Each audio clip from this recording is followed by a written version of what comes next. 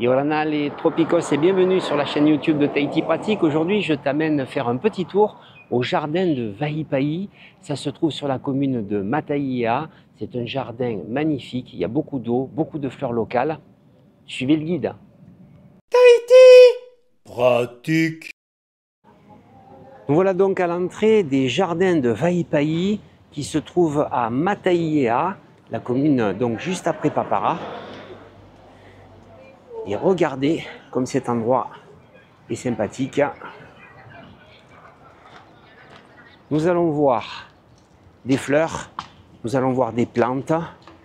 Vous avez des panneaux qui vous indiquent exactement le nom des plantes. C'est vraiment un parcours naturel qui va vous apprendre beaucoup sur la composition de la forêt tropicale. Le jardin est accessible facilement avec un parking devant et bien sûr tout est aménagé, vous avez des toilettes. Allez, on va commencer par regarder ceci, c'est un parasolier. Tout est indiqué sur des petites pancartes. Le lieu est très frais et le chemin praticable, moi je suis en sandales, donc le chemin est praticable en sandales. Pour ceux qui aiment faire les randonnées, il vaut mieux mettre des chaussures fermées parce qu'au départ des jardins de Vaipai, on a accès à 3 chemins de randonnée qui sont la grande boucle. Là, vous allez pouvoir marcher environ 2h10 minutes. Ça fait un peu plus de 5 km. Vous avez un autre trajet, une autre randonnée un petit peu plus courte, 2 km, un peu plus de 2 km et demi, ça prendra 1h15. Et la troisième, le sentier de la rivière, elle, c'est 35 minutes avec un petit kilomètre.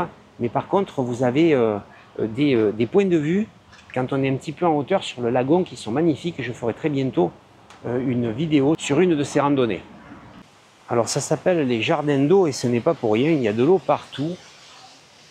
Ça ruisselle, on entend le bruit et là on arrive à un moment donné devant la célèbre cascade appelée cascade Vaipai.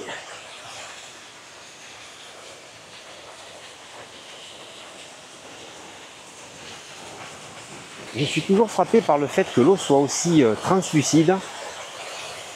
L'eau est vraiment toujours très claire ici à Tahiti. Elle descend du relief des montagnes, elle a été filtrée et quand elle arrive là, elle est superbe.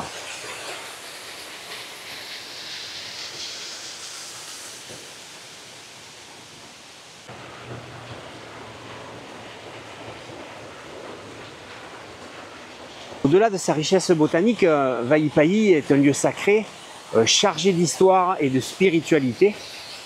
Autrefois, il faut savoir qu'il servait de cérémonie de purification et de passage des âmes qui était pratiquée par le clan Teva. À l'époque, Tahiti était dirigé par des clans. Il y avait les Teva des mers, les Teva des montagnes. Et donc, la tradition orale dit que les âmes des défunts entamaient un voyage initiatique à travers les eaux vives du site, guidées par la grande prêtresse Teurai Hamano. Chaque bassin et chaque cascade représentait une étape symbolique du cheminement vers la renaissance spirituelle. Ce parcours sacré ouvrait la voie vers Rohutuna Anoa, qui est en fait le paradis légendaire, décrit comme un lieu de paix et de sérénité éternelle. Au détour de ce jardin, vous reconnaîtrez certainement ce qu'on appelle des roses de porcelaine. Elles sont caractéristiques. Et quand elles sont ouvertes, ce sont vraiment des fleurs magnifiques.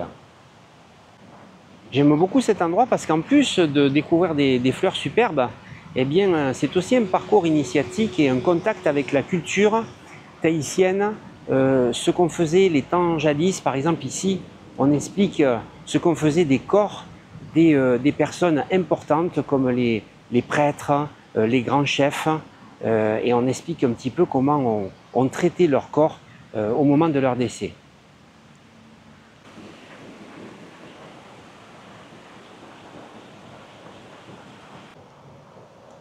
Voici un joli massif de fleurs de lune. Voici un très beau massif d'Alpinia. Ici à Tahiti, on appelle ça les opouis. Les cocotiers sont bien sûr partout dans le parc, puisque c'est un des arbres les plus importants en Polynésie française. Il sert à tout. Avec le bois, on fait de la charpente, on fait des meubles. Bien sûr, au niveau de la noix de coco, eh bien, on va boire l'eau de coco à l'intérieur. Ensuite, on va râper la partie à l'intérieur, cette chair blanche, pour ensuite la presser, en faire du lait de coco. Et enfin, si on laisse tout ça se déshydrater à l'intérieur, eh bien, on va le presser, en faire l'huile de coco, qu'on appelle aussi le copra. Et à ce moment-là, après, on peut en faire du monoï en mettant la fameuse fleur Tiare Tahiti à l'intérieur.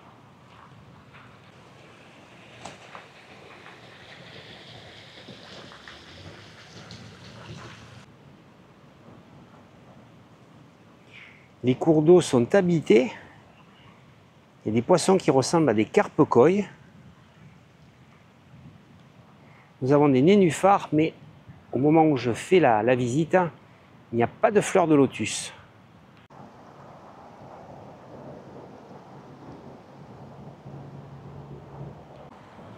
Je traverse un des nombreux petits ponts bordés par un papyrus. Rien à voir avec un grand-père âgé qui vivrait à Moscou.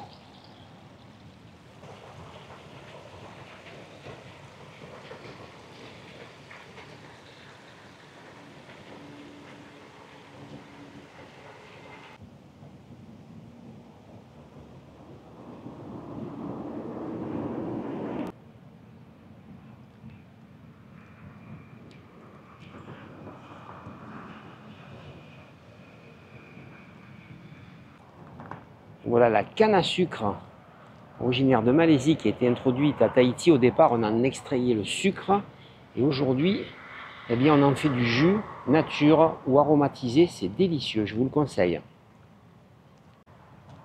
Pour ceux qui sont habitués des vidéos de ma chaîne, j'en ai parlé il n'y a pas très longtemps sur une vidéo sur les 3 cascades.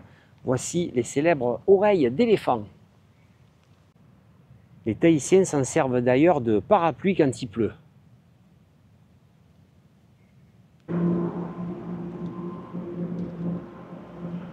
Dans le plan d'eau du papyrus d'Égypte.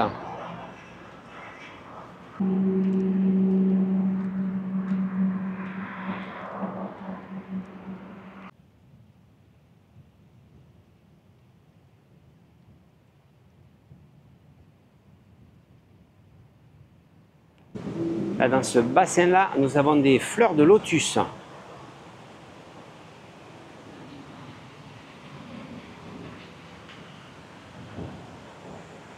Et bien voilà les amis, j'espère que je vous aurai bien fait profiter de cette visite des jardins d'eau de Vaipahi à Mataiea, sur la côte ouest de Tahiti, juste après Papara. Si vous avez aimé cette vidéo, n'oubliez pas de la liker. Vous pouvez aussi vous abonner à la chaîne. Je vous donne rendez-vous à très bientôt pour de nouvelles aventures. D'ici là, passez du bon temps. Et comme je vous le dis à chaque fois, franchement, elle n'est pas belle la vie à Tahiti. Nana les tropicos.